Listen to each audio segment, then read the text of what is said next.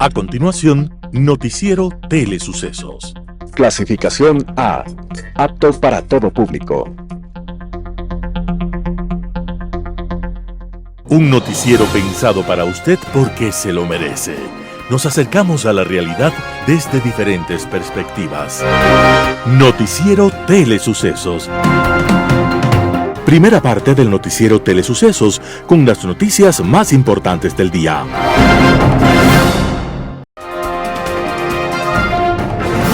Un día como hoy. En la India del siglo XIX, en una sociedad dolorosa y profundamente dividida en castas, había, sin embargo, una familia de luchadores por un nuevo orden social. Y un hombre amante de la ciencia y la filosofía inculcó en su familia el amor por la paz como consecuencia de la justicia. Y eso significaba enfrentarse al mundo que les rodeaba. Y a riesgo de su propia vida, inició una campaña contra la sociedad dividida irracionalmente en castas, contra los matrimonios entre niños, contra la esclavitud femenina y contra la miseria de los sectores más desfavorecidos. En esa familia siempre alumbró la llama de la libertad y la dignidad humana, y aquel espíritu se transmitió de padres a hijos y a nietos, y entre los más pequeños hubo uno llamado Rabindranath Tagore.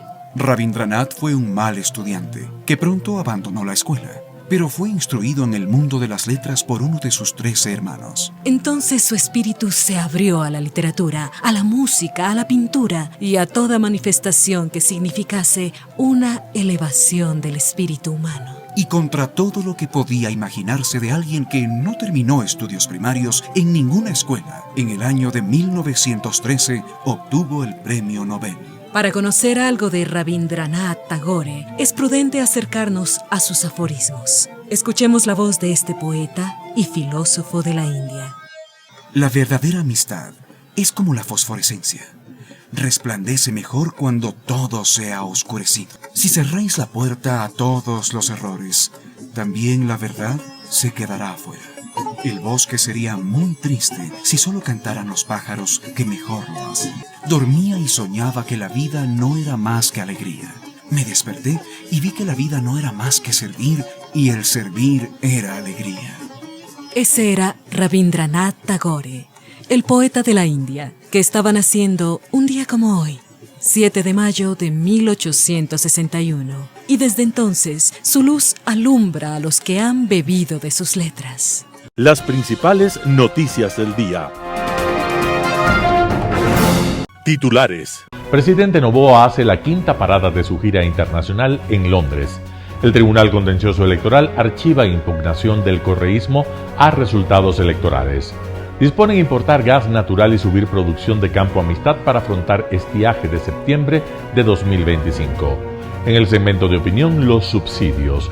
Los editoriales serán de Rafael Ollarte, requisitos para ser constituyente. Talía Flores, tras la victoria electoral, el reto de Noboa es la Constitución. Noticias del día. Presidente Noboa hace la quinta parada de su gira internacional en Londres.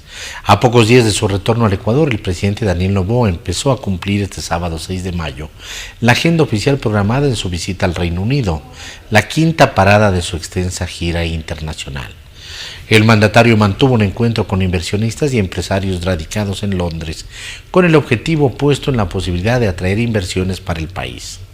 Noboa llegó a territorio londinense la tarde del 5 de mayo y fue recibido por Lord Ponsonby, representante del Palacio Real, Georgina Butler, delegada del secretario de Relaciones Exteriores, y Luis Bayas, embajador de Ecuador en Reino Unido, entre otros. Se trata de la quinta parada del viaje presidencial después de visitar el Vaticano, España, Emiratos Árabes Unidos e Israel. El periplo inició el 24 de abril y se prevé que retorne a Ecuador el 9 de mayo. En este encuentro el presidente Daniel Noboa estuvo acompañado por la ministra de Relaciones Exteriores y Movilidad Humana Gabriela Sommerfeld, pero además la canciller mantuvo este 6 de mayo un diálogo con Jenny Chapman, ministra de Desarrollo Internacional para América Latina y el Caribe del Reino Unido. En ese marco se suscribió un memorando de entendimiento para el establecimiento del mecanismo de consultas políticas bilaterales que, según Cancillería, fortalecerá los lazos diplomáticos entre ambos países. El Tribunal Contencioso Electoral archiva impugnación del correísmo a resultados electorales. En las próximas horas, la función electoral podría proclamar los resultados definitivos de la elección de presidente y vicepresidente de la República del 13 de abril, al agotarse los plazos para interponer recursos en sede administrativa y jurisdiccional. Con ello, quedaría en firme la elección de Daniel Noboa Asín y María José Pinto como el nuevo binomio presidencial para los siguientes 4 años. Hasta la medianoche de este lunes 5 de mayo, el Movimiento Político Acción Democrática Nacional y la Alianza Revolución Ciudadana Renovación Total tenían tiempo para reclamar posibles inconsistencias en los resultados numéricos de la votación del 13 de abril. La noche de este lunes 5 de mayo, el Tribunal Contencioso Electoral archivó un recurso subjetivo contencioso en contra de una resolución del Consejo Nacional Electoral del 28 de abril, que a su vez negó una objeción a los resultados de la segunda vuelta interpuesta por la Revolución Ciudadana y Reto. Con 4 votos a favor de los jueces Ivonne Coloma, Ángel Torres, Joaquín Viteri y Guillermo Ortega, se archivó el recurso y el juez Fernando Muñoz emitió un voto salvado. Una vez que el Tribunal Contencioso Electoral certifique que no existen más recursos que tramitar en su sede, se informará al Consejo Nacional Electoral para que proclame a los ganadores. Luego, el Consejo Nacional Electoral podrá entregar sus credenciales a Daniel Noboa y a Pinto, lo que los acreditará como autoridades electas, y será la Asamblea Nacional quien los posesione en una ceremonia prevista para el próximo 24 de mayo. Disponen importar gas natural y subir producción de Campo Amistad para afrontar estiaje de septiembre del 2025. Ante la generación eléctrica adicional que se necesita para enfrentar el nuevo estiaje que va de septiembre del 2025 a marzo del 2026, el Ministerio de Energía y Minas declaró como prioridad nacional la operación del Campo Amistad Bloque 6 para que aumente la producción de gas natural que abastezca la central térmica Termogas Machala. El acuerdo firmado el 1 de mayo del 2025 por el ministro de Energía subrogante Guillermo Ferreira dispone a Petroecuador que en su calidad de operadora del Campo Amistad ejecute las acciones urgentes y emergentes necesarias y prioritarias para incrementar la producción de esta área, y a la Corporación Eléctrica del Ecuador CELEC que en coordinación con Petroecuador ejecuten de manera emergente las acciones necesarias que garanticen el abastecimiento de gas natural a Termogas Machala, cuyo alcance deberá incluir adquisición de gas natural, estudios e ingeniería de la infraestructura necesaria para el almacenamiento, regasificación, transporte por gasoductos u otra alternativa que considere pertinente, construcción de la infraestructura y adecuaciones necesarias dentro de las facilidades de la planta de generación. Estas acciones deben ser coordinadas y supervisadas por el Viceministerio de Hidrocarburos. Y es que con 248 megavatios de capacidad máxima, Termogas Machala es la termoeléctrica más grande del país, por lo que es clave para atender la demanda del sector eléctrico, pero está subutilizada y solo tiene una capacidad disponible de 145 megavatios. El principal problema de la planta es la falta de gas natural y de hecho una parte de su generación eléctrica proviene de diésel, que es más caro que el gas natural. Entrevista del día. En Radio Sucesos estuvo Arturo Moscoso, director de la Escuela de Ciencias Políticas y Relaciones Internacionales de la UID, acerca de los criterios sobre la posibilidad de una asamblea constituyente. Escuchemos lo que dice. Hay que empezar diciendo que la Constitución de 2008 es una Constitución muy mala. Eso es innegable. Es una Constitución que pretendió, creando una serie de instituciones nuevas, o no pretendió, más bien se salió de la doctrina usual, de los 3 poderes clásicos, creando 2 poderes que son muy problemáticos, sobre todo el poder de participación ciudadana y control social, en donde la participación ciudadana pretende ser controlada desde arriba, lo que es un sinsentido, y que nos ha dado todos los problemas que podemos ver a través del Consejo de Participación Ciudadana y Control Social. Una constitución que concentra el poder hiperpresidencialista y que pues justamente fue la que le permitió a Rafael Correa controlar todos los poderes en su debido tiempo. Entonces nadie está defendiendo esa constitución. Es evidente que hay que cambiarla, pero no es el momento de hacer una asamblea constituyente. No es el ¿Cuándo momento. sería el momento para hacerlo? Porque es claro, siempre vamos pateando la pelotita para adelante porque el Ecuador vive en crisis, pero ¿cuándo sería el momento adecuado?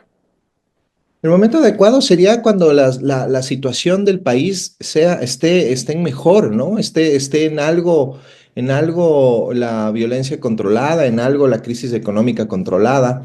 No está eso bajo control, Verónica, ¿no? Lamentablemente. Seguimos viviendo en un país en crisis. En donde la economía, el empleo siguen siendo un problema, y en donde la inversión extranjera y las inversiones en general, los negocios, etcétera, etcétera, no terminan de arrancar justamente por este tema de la incertidumbre que genera esta situación. Una incertidumbre que se puede ver agravada con el inicio de una asamblea constituyente que por más que digan y sostengan ciertos personajes que puede ser a través de una constituyente express, eso no puede ser porque hay que cumplir los pasos que establece la Constitución, los tres procesos electorales que pueden tener un costo altísimo, más o menos a grosso modo hemos calculado alrededor de 200 millones de dólares, y que no, por más voluntarismo que haya por parte del gobierno o de sus asesores para intentar hacer una constitución express, no se lo puede hacer porque la ley y la constitución son claras. Recuerda que para esos temas hay un control constitucional también, y la Corte Constitucional tampoco va a permitir que haya un acortamiento de los plazos porque así lo decide un político, ¿no? Claro, es complejo. Ahora, de los temas que podríamos cambiar, no necesariamente con una asamblea constituyente, porque sí, muchos coinciden y estamos de acuerdo en que hay temas que no funcionan de esta constitución. Por ejemplo, el famoso Consejo de Participación Ciudadana.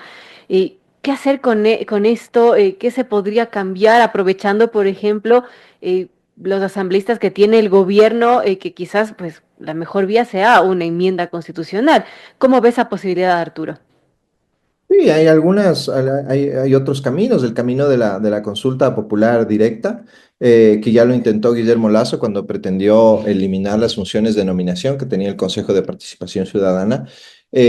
Lamentablemente, como las consultas de aquí se convierten en una especie de plebiscito sobre quién pregunta y no sobre lo que se pregunta, la consulta se perdió, pero era una buena consulta que contenía temas de reforma política importantes, entre otros los del Consejo.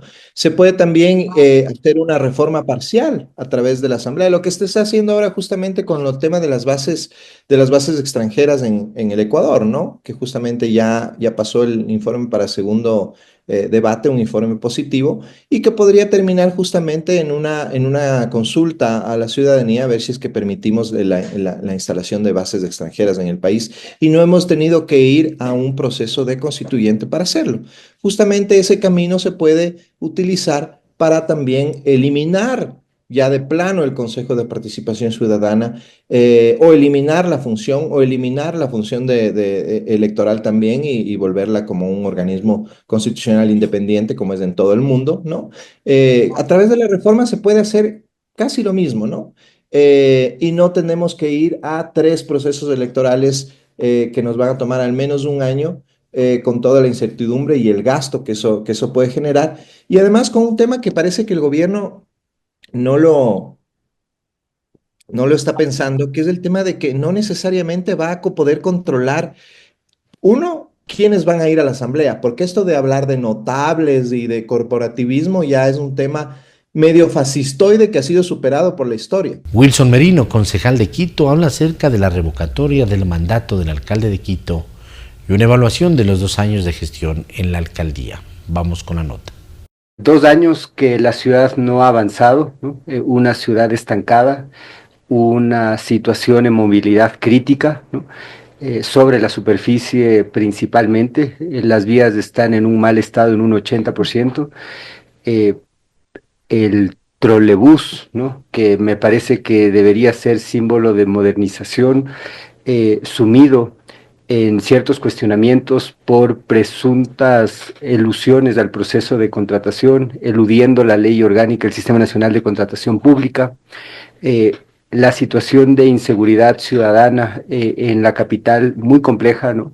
La gente vive con miedo, la gente no sale, no hay empoderamiento del espacio público, ¿no? Los índices de criminalidad disparados, ¿no?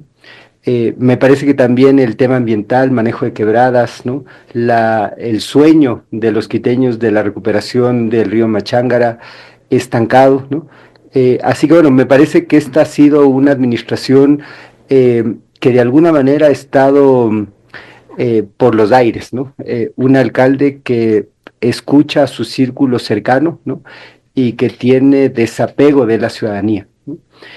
Creo que nuestro trabajo como concejales ha sido oportuno. Hemos hecho una fiscalización técnica y seria en algunos procesos que ha arrojado algunos resultados, ¿no? Algunos procesos que han escalado al Consejo Metropolitano y que han de alguna manera repercutido en que algunas autoridades hayan tenido que salir por falta de resultados, por falta de eficiencia, y algunos procesos que incluso han escalado a la Contraloría. El caso de la empresa de pasajeros con este esquema de triangulación en la compra pública es un tema que lo hemos completado desde nuestra labor de fiscalización y que ya se encuentra en la Contraloría, ¿no? Me parece que hay que mirar el futuro, ¿no? Y trabajar en cómo podemos coadyuvar y unirnos, ¿no? Para construir un Quito eficiente, un Quito transparente y un Quito cercano a la ciudadanía, ¿no? Me parece que hay que trabajar sobre la necesidad de que la ciudadanía sea parte activa de la construcción de este Quito, poner énfasis en tener resultados tangibles, ¿no? No que nos vendan cuento o que nos vendan humo, que finalmente los barrios sean parte de este gran sueño, ¿no? Y modernizar administrativamente la gestión municipal, ¿no? Tenemos un municipio pesado, ¿no? Lento, que no da respuesta efectiva a las necesidades de la gente. Y es curioso, a cada espacio que vamos, previo a las entrevistas, conversamos con las personas de la radio, con los vecinos y vecinas, y siempre hay quejas de una u otra cosa, ¿no? Que las aceras están mal tenidas, que hay basura, que las vías están en mal estado, ¿no? Que no hay respuesta institucional a los pedidos de la ciudadanía. Es decir, me parece que estamos en una situación compleja en la cual el Consejo Metropolitano no tiene que seguir abordando más problemas, ¿no? Yo creo que si el Ejecutivo está atravesando temas complejos por el propio proceso revocatorio, me parece que dentro del Consejo Metropolitano tenemos que trabajar de manera distinta, ¿no? De manera seria, tratando de darle estabilidad a la ciudad y pensando en cómo resolver no los problemas de los políticos, sino los problemas de los ciudadanos. En Impacto Informativo, Miguel Robalino, experto petrolero, habla acerca de la caída de la producción de petróleo y el arbitraje por el oleoducto de crudos pesados. Escuchemos lo que opina. Mira, bueno, primero partamos de que la reversión era algo que tenía que darse en base a la propia cláusula que se estableció cuando se planteó la concesión por los 20 años. Y era sumamente clara. La operación de los CP comenzó en el año 2003, en donde se establecía en el contrato 15 años para recuperar la inversión y 5 años para una utilidad esperada. Lamentablemente, Edgar, recordemos que cuando no se cumplen los contratos desde un comienzo y también cuando tienen que finalizar, no hay determinación por parte de los gobiernos de turno, comienzan a crearse estos falsos escenarios como los que se dieron, recordemos, años anteriores, cuando ya se tenía que revertir la infraestructura de OCP. Hubo pronunciamientos inclusive de exministros que planteaban la posibilidad de que se alarguen los contratos. Situación que desde el propio modelo del contrato no se podía establecer porque, en primer lugar, las reversiones que duran un cierto tiempo tienen que darse, inclusive nosotros planteábamos que este era el que se revierta en la fecha que se tenía que dar, era hasta un buen precedente para que todos entendamos que las concesiones sí funcionan. Es decir, viene el privado, invierte, recupera su inversión, gana una utilidad esperada y devuelve lógicamente al Estado. Entonces, es ahí cuando el Estado comienza a ganar cuando retorna una infraestructura, como era el caso del OSP, una infraestructura que en el modelo de reversión tenía que establecerse que esté operativa 100%, se tenía que haber revisado que no existan pasivos ambientales y que no existan pasivos laborales. Tres cosas importantes. Aquí, lamentablemente, hubo varios alargues, recordemos que hubieron 3 aplazamientos de la reversión de OSP que comenzaron a crear falsos escenarios. Ese es un punto importante. Ahora, entender cuál es la razón por la cual se está planteando esta demanda, como tú lo has manifestado, Edgar, y hemos tratado nosotros de buscar información inclusive afuera, hasta el momento no está exteriorizada. Hay presunciones que tampoco yo las tomaría de ciertos voceros o personas que han hecho vocería también, sino que más allá de eso yo pienso que el Estado y la cartera de energía inmediatamente, es decir, inmediatamente significa que para mañana ya tiene que explicarnos a los ecuatorianos cuál es la razón por la que supuestamente se podría dar estos arbitrajes internacionales. En el gobierno de Guillermo Lasso, varios voceros de ese gobierno señalaron que podría darse la posibilidad de la prórroga en el contrato AOCP. Y cuando se hablaba de prórroga, se entendía, pues, de otros 20 años. Quizá el mayor accionista de OCP en ese entonces, Pampa Argentina, consideró eso como un ofrecimiento que, claro, nunca se cristalizó, y ese podría ser uno de las motivaciones para el arbitraje. Mira, lo primero que tiene que claramente hacerse público desde mi punto de vista es lo que se entiende. Mira, en el manual de operaciones hidrocarburíferas, en el gobierno del presidente Lasso, se planteó justamente ya los plazos para que se haga la reversión de OCP. Y los plazos se establecían en un mínimo, faltando 2 años, se tenía que comenzar los procesos de reversión. En donde un equipo técnico, que se entendería que se determinó, ese equipo técnico tenía que justamente determinar las condiciones de la infraestructura, porque hay que entender una situación. Las infraestructuras petroleras, normalmente, de acuerdo a la técnica, su vida útil es de más o menos 45 años. Se entiende que a los 20 años que cumplió CP, era una infraestructura que estaba en un punto óptimo, digo óptimo, o sea, en muy buenas condiciones, sea para que opere, se dé la reversión, o de darse el caso no consentido de que continúe el OCP, se mantenga. Es decir, aquí hay un punto favorable, es una infraestructura en muy buen estado y con muy buena tecnología. Entonces, estas faltas de expectativas que se crearon, definitivamente, no se han clarificado, sí. La reversión, porque también recordemos que con el gobierno del presidente Noboa, también se hizo otro aplazamiento del OCP. Me acuerdo con la ministra de Energía, la señora Robo, le dio un aplazamiento de 6 meses más. Entonces, y posteriormente se comenzaron a plantear expectativas de negociaciones, las cuales en noviembre del año 2024, si mal no recuerdo, por decisión de la cartera de energía, se planteó que se acabaron las negociaciones. Podría ser una alternativa a lo que tú planteas, que a lo mejor esas reuniones que se tuvo han generado esa expectativa de que a lo mejor para el caso para Pampa haya sido un compromiso y que no cumplió el Estado. Pero vuelvo y repito, ¿cuál es el problema aquí, Edgar? Y que esto nos quede de lección a los ecuatorianos y especialmente al gobierno de turno y a las carteras de energía, que mira, en estos temas hay que ser determinante. Y cuando digo determinante en el sentido de apegarnos a la ley, y tenía que haberse cumplido, cuando se cumplió el plazo, definitivamente establecer la reversión, y aquí hay otro tema importante, Edgar, que yo he venido planteando, es que se tiene que comenzar a establecer un reglamento para la reversión de infraestructuras, es decir, tanto en la industria petrolera, en los diferentes, pero en la parte energética debe haber un reglamento prácticamente de reversión, es decir, que se cumplan enlazados con las leyes. Un panorama de noticias para su estatura intelectual.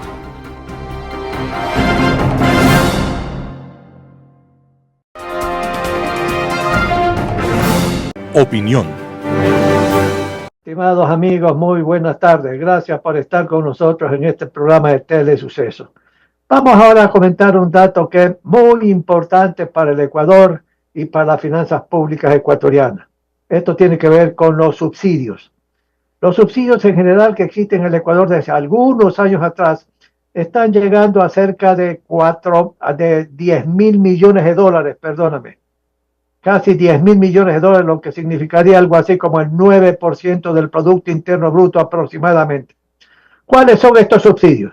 En primer lugar, tenemos el subsidio del bono de desarrollo humano, que son más de 100 millones de dólares cada mes, algo así como 1.300, 1.400 millones de dólares al año. Y es un subsidio que creo que debe seguir existiendo, es un subsidio que sí está funcionando. Para que alguien califique como miembro ecuatoriano y recibir este subsidio del bono de desarrollo humano, tiene que reunirse con algunos requisitos y características que tiene la regulación correspondiente. Pero independientemente de eso, amigos, este es un bono y un subsidio para combatir la pobreza. El segundo subsidio que existe es de combustibles, cerca de 4.000 millones de dólares al año. Más o menos eso implica combustibles como el diésel, por ejemplo, o como el gas, por ejemplo, ¿sí? Y luego tenemos, pues, sencillamente el subsidio que tiene que ver con el Seguro Social Ecuatoriano. 3.300, 3.500 millones de dólares al año. Una serie de subsidios que tienen que eliminarse porque son irracionales. El de los combustibles, por ejemplo. Hay que hacer desaparecer, pues, y sencillamente los precios de esos combustibles como el diésel, como el gas, tienen que ir a un nivel real.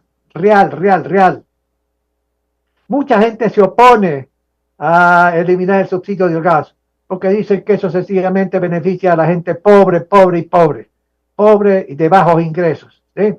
Yo digo, bueno, sencillamente usted elimine ese subsidio y compensa a la gente que tiene la calidad de pobre y de muy bajos ingresos. Les compensa una cantidad X mes a mes y usted el resto sencillamente le da al gobierno, ¿sí? Pero es una irracionalidad. Muchísimas personas de clase media y de clase alta son beneficiarias de este subsidio al gas, igual que de otro tipo de combustible. Y no es racional esto. Sencillamente es mucho más conveniente que este tipo de subsidios, el producto, los recursos financieros, estén invertidos más bien es para mejorar la calidad de la educación, de la salud, por ejemplo, o para ayudar a los municipios a reconstruir sus ciudades una vez que están siendo afectadas por todos los desbordes de una serie de ríos en el país, ¿sí?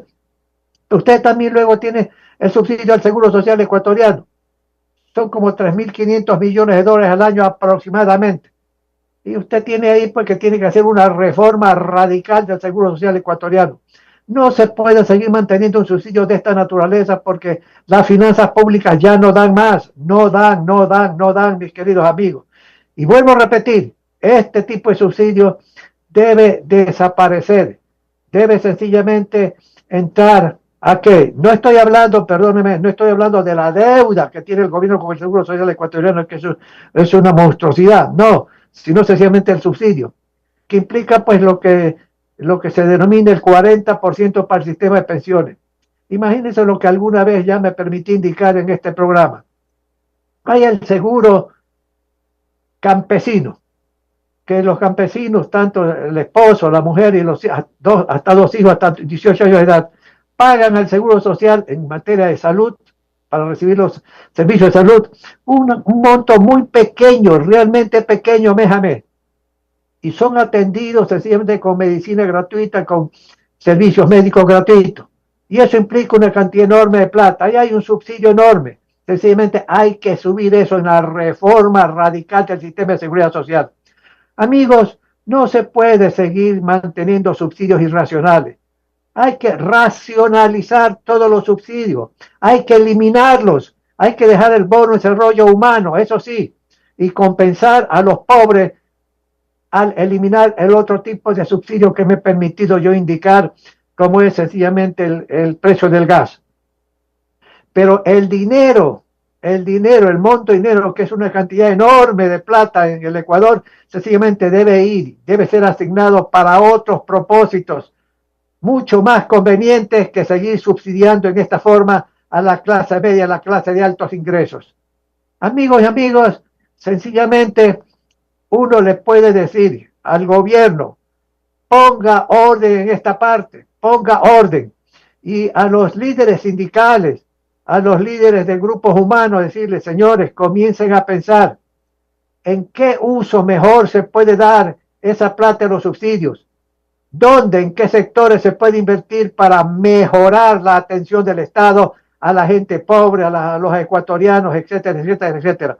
Y yo estoy seguro, si es que en una mesa racional de discusión, de debate, se logran convencer sencillamente a los trabajadores, a sus líderes, etcétera, etcétera, que el monto del subsidio que he mencionado, la mayor parte de ello, beneficia a clase media y clase de altos ingresos, sencillamente van a estar de acuerdo de que ese monto de recursos, que es enorme, vuelvo a repetir, no más de 10.000 millones de dólares al año, de las cuales el bono de desarrollo humano solamente son 1.300, 1.400 millones de dólares, y el resto hay que invertirlo en otro tipo de actividades estatales. Miren el tema climático, sencillamente desborde de río aquí, allá, etcétera, etcétera, etcétera, inunda ciudades pequeñas, etcétera, destruyen todo lo que son la obra de infraestructura de agua potable, de alcantarillado. Mucha gente en muchas ciudades pequeñas se quedan sin agua potable, los municipios no tienen plata, etcétera, etcétera, etcétera. Entonces se puede compensar, al eliminar los subsidios a todos estos municipios para que trabajen en estas obras físicas que son importantes para la población ecuatoriana. Amigos y amigos, les agradezco bastante, pero nuevamente les digo, hay que poner orden en lo que es, y racionalidad en lo que es los subsidios ecuatorianos, que es demasiado dinero, botado a la basura. Gracias, amigos, nos veremos la próxima semana con otro tema diferente a los subsidios estatales. Editorial. Requisitos para ser constituyente, artículo de Rafael Ollarte publicado en diario El Expreso. Parecen insuficientes los requisitos que la Constitución establece para ser asambleísta. Ser ecuatoriano, estar en goce de derechos políticos y tener 18 años. No me pronunciaré sobre las propuestas de imponer requisitos académicos, los que la Corte Constitucional ha impedido, incluyendo la pretensión de volver a la edad de 25 años, que esa magistratura cree que es regresiva de derechos. Lo que sí debo hacer presente es que una constituyente y una legislatura solo se parecen en que son órganos colegiados, pero sus funciones son muy distintas en lo cualitativo y cuantitativo. Un Congreso tiene amplias facultades para legislar en las más diversas materias: civil, penal, laboral, administrativa, tributaria, procesal, etc., y de fiscalizar interpelaciones y juicios políticos, aprobar tratados internacionales, conceder amnistías e indultos y autorizar enjuiciamientos penales de ciertos dignatarios y nombrar funcionarios, lo que pasó al Consejo de Participación y Control Social en 2008, etc. Las constituyentes, en cambio, deben hacer constituciones, establecer la forma de Estado, unitaria, federal o confederada, la forma de gobierno, república o reino, y el sistema de gobierno, presidencial, parlamentaria, dictatorial y sus intermedios. Todo esto a través de instituciones políticas que los caracterizan, un presidente electo o un primer ministro nombrado según el sistema. Reconocer derechos, no un listado interminable como ocurre acá, y un régimen de garantías además de las normas que establecen el régimen constitucional de la economía y de otros factores. Por eso, cuando se conforman constituyentes del mismo modo como se integran legislaturas, el resultado es que, como pasó en Montecristi, lo último que hacen es elaborar el proyecto constitucional y se dedican a asumir plenos poderes y, de este modo, destituir y nombrar funcionarios y dictar mandatos constituyentes sobre variopintos temas. Por eso no es adecuado que para ser constituyente basten los mismos requisitos que para legislador y que todos provengan de elección popular. No debería excluirse la representación funcional, es decir, con constituyentes electos por determinados sectores, trabajadores, empresarios, universidades, altos tribunales, gremios, etc., haciendo más rigurosos los requisitos para ser electo popularmente. Listas con apoyo ciudadano, experiencia en lo público o privado por varios años, siendo más rigurosos para los funcionales. Si se hace una constituyente, que se la haga adecuadamente, Artículo de Rafael Ollarte publicado en Diario El Expreso. Tras la victoria electoral, el reto de Noboa es la Constitución. Talia Flores, primicias. Que el mundo celebre este 8 de mayo el 80º aniversario del fin de la Segunda Guerra Mundial ha traído a mi mente aquella expresión que dice: sobre las guerras ganadas se dibujan los mapas. Y no deja de asombrar que 80 años después, el expansionismo irracional haya provocado nuevas guerras, muerte y destrucción, lo que nos lleva a reflexionar acerca de la condición humana y comprobar con dolor que no siempre se aprende de la historia. Me tomo la licencia de usar la expresión relativa a las guerras ganadas, en este caso la lograda por los aliados para liberar Europa, para asimilarla a una batalla electoral y decir que tras una victoria en las urnas, reescribir la Constitución resulta imperioso, más aún si la que hoy rige en Ecuador no sirve, y es el pueblo el que termina siendo el mayor afectado. Elaborada por obedientes sastres a quienes su líder ordenó confeccionaran un traje a la medida que le diera el suficiente poder hasta sentirse jefe de todos los poderes del Estado, la Constitución de Montecristi ha perdido valor y prestigio. Por eso, hay coincidencia entre juristas, constitucionalistas, autoridades y profesionales de distintas ramas de que la Constitución de 2008 requiere cambios urgentes, e igual parece ser el sentir de la gente llana, víctima directa de muchas leyes absurdas allí contenidas. También hay coincidencia en los temas y materias que ameritan ser modificados en esta Constitución, que a pesar de haber sido objeto de muchos otros cambios a través de reformas parciales y referendos, contienen aspectos que necesitan modificaciones imprescindibles e improrrogables. La gran discrepancia está en si para hacer estos cambios se requiere una constituyente o si se los puede hacer mediante reformas parciales y enmiendas, aprovechando que el gobierno de Noboa no solo que ya tendría la mayoría absoluta de 77 votos en la Asamblea Nacional, que es el número que se necesita para aprobar las reformas, sino que superaría los 80. Aprobar las reformas tomaría unos 6 meses entre que el presidente envíe los textos a la Corte Constitucional y con un dictamen favorable los presente en la Asamblea, y allí deben darse los debates, 2 de ellos, con un intervalo de 90 días entre el primero y el segundo, y luego el pueblo ratificar en las urnas. Ir a una constituyente, como ofreció Noboa en la campaña, implica ir 3 veces a las urnas, entre 16 y 18 meses, para expedir el texto constitucional, lo que supone riesgos políticos en un país que suele ser cambiante en los apoyos y a sabiendas de que el ejercicio del poder desgasta. Se trata de una grave decisión que tiene que tomar el presidente de la República, que sabrá sopesar que dejar una impronta perdurable de su gestión, haciendo grandes cambios a la Carta Magna, implica altos riesgos políticos, pero también consciente de que el poder está para ser usado. El camino para una constituyente no está exento de complejidades desde cuando el Ejecutivo presente a la Corte Constitucional la propuesta para llamar, justificando la iniciativa, señalando cuáles son las modificaciones que plantea y el estatuto con la forma de la elección. Si logramos dictamen favorable de la Corte Constitucional, que se calcule toma entre 1 y 2 meses, Noboa convocará mediante decreto ejecutivo a una consulta popular para que el pueblo decida si desea o no que se instale la constituyente. El decreto debe incluir la forma de elección de los constituyentes y las reglas del proceso.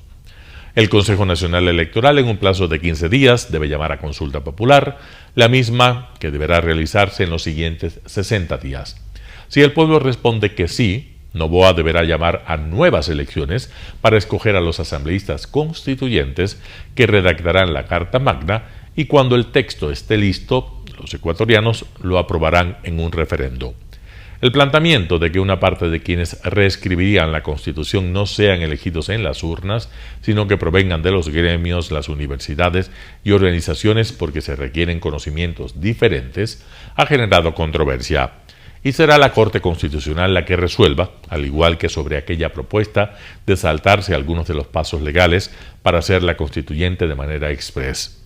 La incertidumbre política y la parálisis en lo económico que provocaría el largo proceso de la constituyente en un país abocado a serias crisis de seguridad, desempleo y hasta sanitarias, genera también dudas. No pocos advierten, igualmente, de que un error de cálculo electoral podría significar regalar una victoria al adversario que acaba de ser derrotado, dándole una ocasión de revancha en las urnas. En un contexto de este calado, hablar de los costos económicos que representan estos procesos puede ser banal frente a la trascendencia de cambiar la Constitución, pero 200 millones de dólares que se calcula costaría ir a una constituyente sí cuentan. Desde 1839, Ecuador ha tenido 11 asambleas constituyentes y cada una de ellas ha supuesto un rediseño del marco constitucional. Un nuevo mapa jurídico y legal impulsado por quienes detentan el poder o han ganado una elección.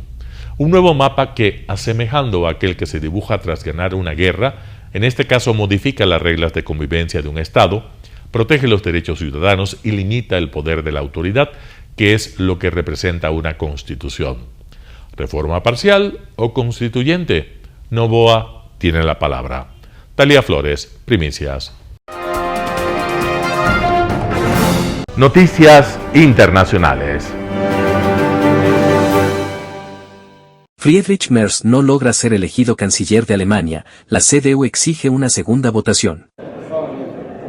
En una derrota electoral histórica, Friedrich Merz no ha sido elegido canciller alemán por el Bundestag.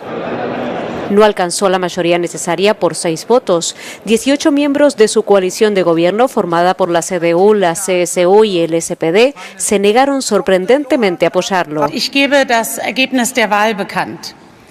Mitgliederzahl 630, abgegebene Stimmen 621, ungültiger Stimmzettel 1. Mit Ja haben gestimmt 310 der Abgeordneten, mit Nein haben gestimmt 307, Enthaltungen 3. Der Abgeordnete Friedrich Merz hat die erforderliche Mehrheit von mindestens 316 Stimmen nicht erreicht. Er ist gemäß Artikel 63 Absatz 2 des Grundgesetzes zum Bundeskanzler der Bundesrepublik Deutschland nicht gewählt. Ante este giro inesperado, la CDU, el partido de Merz, ha pedido una segunda votación rápida. Es la primera vez que un canciller no es elegido en la primera ronda de votaciones. Merz espera ahora obtener la mayoría necesaria en la segunda vuelta prevista para el miércoles.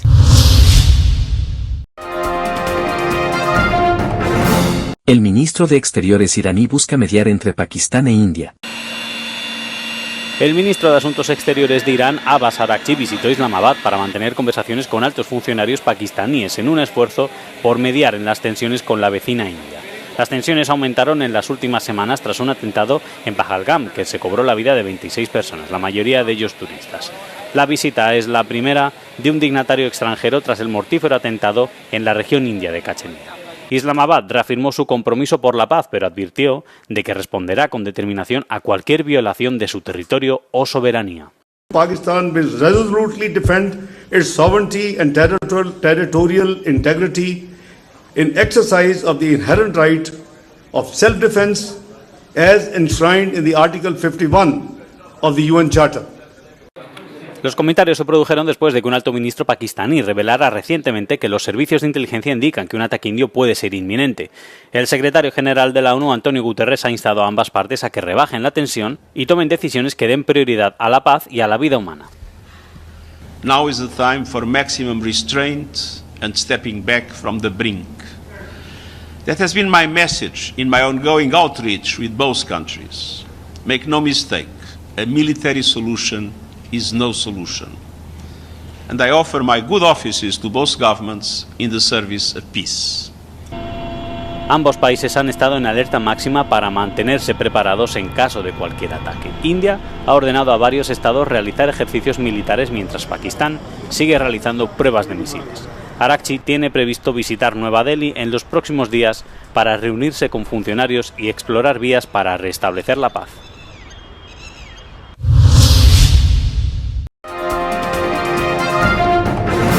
El secretario de Defensa de Estados Unidos, Pete Hegseth, ordena recortar un 20% de altos cargos militares. El secretario de Defensa de Estados Unidos, Pete Hegseth, ha ordenado a las Fuerzas Armadas en servicio activo que se deshagan del 20% de sus oficiales generales de 4 estrellas. También ha ordenado a la Guardia Nacional que se deshaga del 20% de sus altos cargos y al Ejército que recorte un 10% adicional de sus oficiales generales y de bandera en todas las fuerzas. La medida es una continuación de los profundos recortes en los altos rangos del Pentágono desde el inicio del segundo mandato de Donald Trump como presidente. Hegseth dice que los recortes promoverán la eficiencia, pero los críticos temen que pueda dar lugar a una fuerza más politizada. Trump o Hegseth ya han despedido a varios altos oficiales generales desde enero, incluido el jefe del Estado Mayor Conjunto y las dos únicas mujeres oficiales de 4 estrellas del ejército estadounidense. Hegseth afirmó en un memorando el lunes que el objetivo era liberar al ejército de capas burocráticas innecesarias.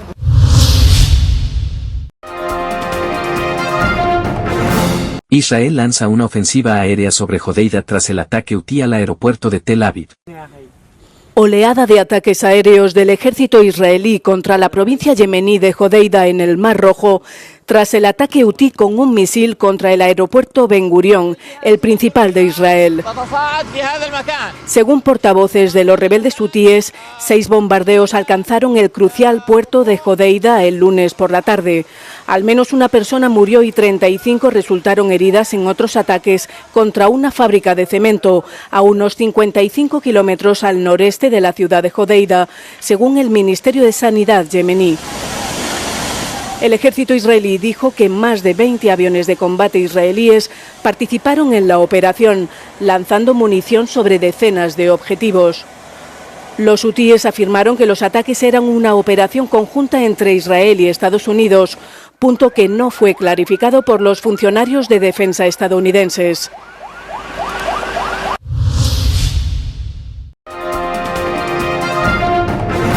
Cierran los aeropuertos de Moscú tras una segunda noche de ataques de drones ucranianos.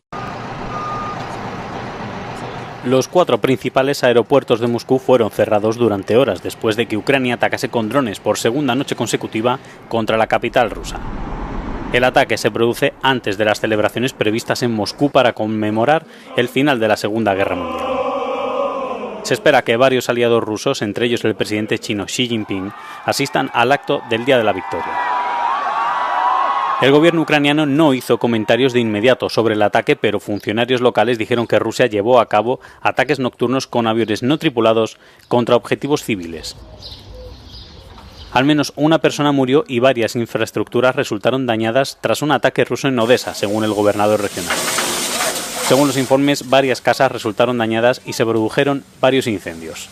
El alcalde de Kharkov afirma que Rusia ha atacado la ciudad con aviones no tripulados, hiriendo al menos a 4 personas y causando daños en locales comerciales, un centro comercial y viviendas civiles. Vladimir Putin propuso un alto el fuego del 7 al 10 de mayo, pero no fue aceptado finalmente por Zelensky.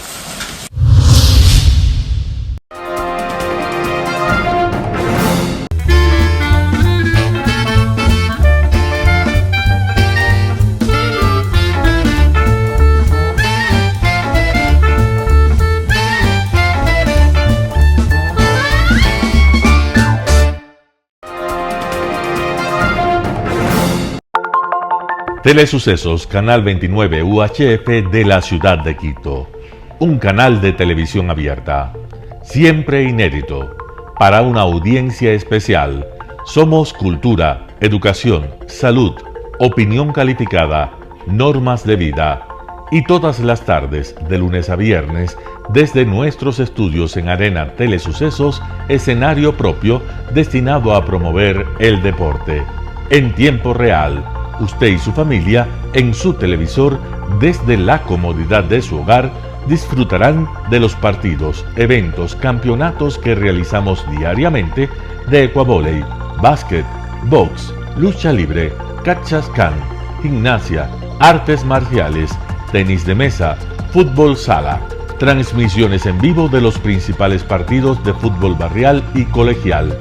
En fin, somos un canal inédito. Inéditos en el deporte, transmisiones de acción y conocimiento en el deporte, espacio diario conducido por el arquitecto David López todas las tardes, de lunes a viernes, de 4 a 5 de la tarde. Siempre inéditos y distintos, siempre jóvenes, personajes jóvenes de generaciones nuevas.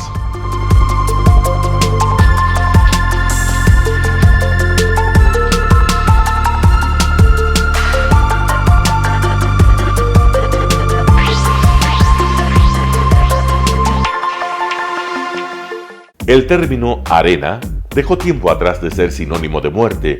Hoy es un espacio de vida, de desarrollo de una de las actividades básicas del comportamiento humano, el deporte, que quizá, como ninguna, moviliza sentimientos y emociones, elimina como principio la violencia, intereses personales, trampas, desunión e intrigas. El deporte, con sus valores, solo deberá entregar mensajes de bien para mejorar las actuales estructuras sociales y políticas en deterioro en las que vive nuestro país. Hoy entregamos a nuestra audiencia de la ciudad de Quito deportes y en especial a la parroquia de Calderón, uno de los sectores populares de mayor desarrollo de la ciudad, con una población estimada en 1 millón de habitantes que están en contacto diario con el canal 29 UHF, presente con sus instalaciones deportivas en Llano Grande, su centro de gravedad.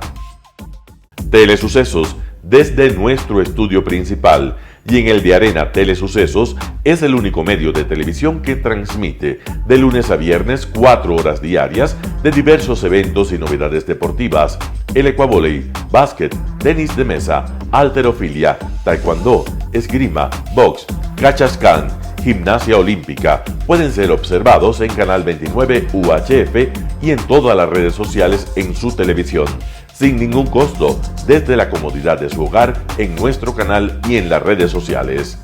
Arena Telesucesos es el escenario en donde el deporte tiene vida.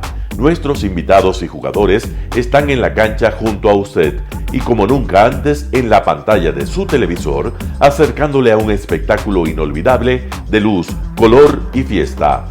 Por fin usted encuentra el deporte que practica y que nunca es transmitido ni considerado por otros medios de comunicación con la importancia que nosotros le damos. El ecuavóley es el gran protagonista en una cancha con todos los estándares y comodidad para su práctica. Es el único deporte ecuatoriano con partida de nacimiento ecuatoriana.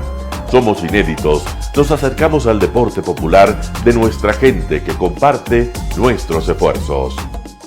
En Arena Telesucesos, aparte del atractivo de los eventos deportivos que transmitimos con nuestra señal a los televisores de su hogar, también entregamos muchos de los valores que encierra el deporte y en especial privilegiamos nuestra identidad nacional en el ecuavóley, jerarquizando su presencia como el deporte con partida de nacimiento en nuestro país.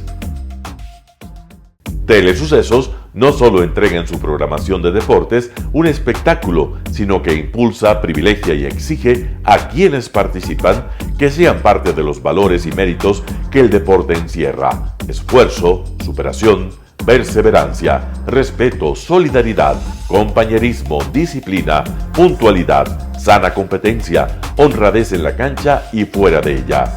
La práctica deportiva siempre generará beneficios positivos para su cuerpo y entregará salud estable, pero refuerza además la identidad personal y premia siempre el éxito conseguido. Estamos entregando a nuestra ciudad con Arena Telesucesos un esfuerzo más de un medio que es fiel a su identidad y que a través de sus contenidos de salud, cultura, opinión calificada y ahora deportes, pretende difundir lo que, aparte del entretenimiento, requiere nuestra gente. Lo hasta ahora realizado está hecho con mucho esfuerzo, pasión y el entusiasmo de nuestra parte, de nuestros empleados, trabajadores y pequeños empresarios que creen en nuestras motivaciones. Hemos dado los primeros pasos para este proyecto que seguiremos haciéndolo gracias a ustedes. ¿Cómo llegar? Nuestras instalaciones se encuentran en el norte de la ciudad, en un sector de gran crecimiento y desarrollo urbano al que se accede a través de la vía E35, más conocida como la Avenida Panamericana Norte. Desde el centro comercial El Portal, a 2 kilómetros a la derecha, se encuentra la calle García Moreno, antiguo camino a Llano Grande, una arteria en la que se desarrollan dinámicos comercios. Junto al centro comercial Ciudad Alegría, a 100 metros, hemos llegado a nuestras instalaciones, Arena Telesucesos, la cancha del ecuavóley.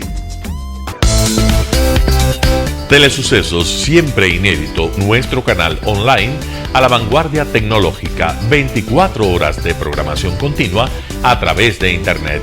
Telesucesos Internacional. En el Ecuador y en el mundo, Telesucesos Internacional. ¿Cómo nos sintoniza? Ingresando a www.telesucesos.net. Telesucesos Internacional.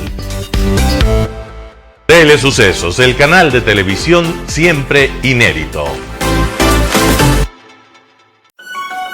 El noticiero Telesucesos es retransmitido de lunes a viernes a las 7 horas por Radio Planeta Sur 106.1 FM de la ciudad de Loja. Noticiero Telesucesos. Las opiniones vertidas en este espacio por la producción y dirección del programa son de exclusiva responsabilidad de sus autores y de quienes intervienen en ellos.